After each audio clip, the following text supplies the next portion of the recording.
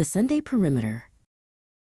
By 4 o'clock on Sunday, the air in the kitchen always grew heavy, thick with the scent of rosemary and impending judgment. Soren basted the roast while the Smart Home 6.0 flickered a holographic recipe onto the backsplash. Beside him, Linnea chopped carrots with a frantic, rhythmic speed. They didn't need to say it. They both knew the performance was about to begin. 2026 was supposed to be the future of ease, yet some things remained ancient and grueling. The doorbell chimed, a jaunty tune that felt like a battle cry. Beatrice and Henrik stood on the porch, framed by the late afternoon sun. Beatrice held a potted fern that looked slightly disappointed to be there, her eyes already scanning the entryway for dust or a lack of ambition. Henrik stood a half step behind her, clutching his coat like a shield, his expression one of practiced neutrality. "It's a lovely little place, Soren," Beatrice said, her voice a polished blade as she trailed a finger over the hallway console. "So cozy? I suppose in this economy, one doesn't really need a guest wing or a proper foyer." Soren felt the familiar heat rise in his neck. He took her coat, offering a tight smile that didn't reach his eyes. He had spent 3 years making this house a home, but to Beatrice, it was just a series of missed opportunities. Dinner was served under the glow of the smart chandelier, which had dimmed itself as if sensing the mood. Henrik focused intently on his mashed potatoes, treating the meal like a tactical maneuver. Linnea tried to bridge the silence, leaning over to refill Henrik's wine glass. "How is the retirement community, Henrik?" she asked. He looked up, grateful for the lifeline, but before he could speak, the air shifted. "It's fine," Beatrice interrupted, her fork pointed directly at Soren like a conductor's baton. "But we were talking about your career, Soren.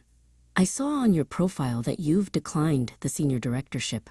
Again, it's a bit selfish, don't you think? To stay comfortable when you could be providing so much more for Linnea." The comment landed like a stone in a quiet pond, the ripples hitting everyone at the table.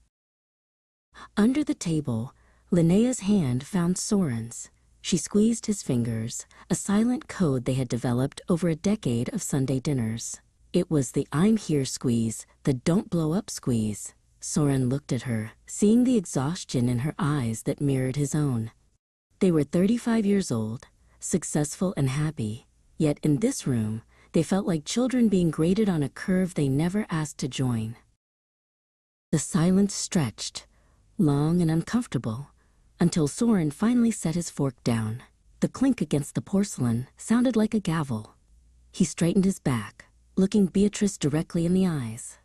"Mom," he said, his voice quiet but incredibly firm.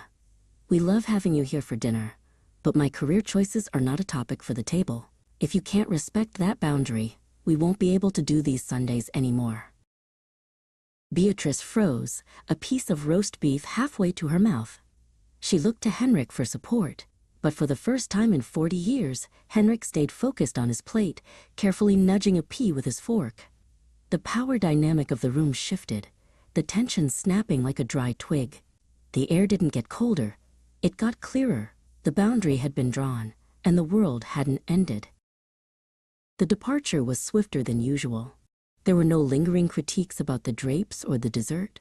At the door, Soren handed Beatrice her bag. "See you in 2 weeks?" he asked. Beatrice hesitated, then nodded slowly. 2 weeks, she echoed. As they walked to their car, Linnea leaned her head on Soren's shoulder. The evening air felt fresh, and the weight that usually lingered until Tuesday was already gone. Later, the kitchen was quiet. The smart home had hummed itself into sleep mode, and the dishes were spinning in the washer. Soren and Linnea curled up on the sofa, sharing a single blanket and a sense of profound relief. They hadn't fought, and they hadn't caved. They had simply built a fence around their happiness, and for the first time, Sunday felt like a day of rest.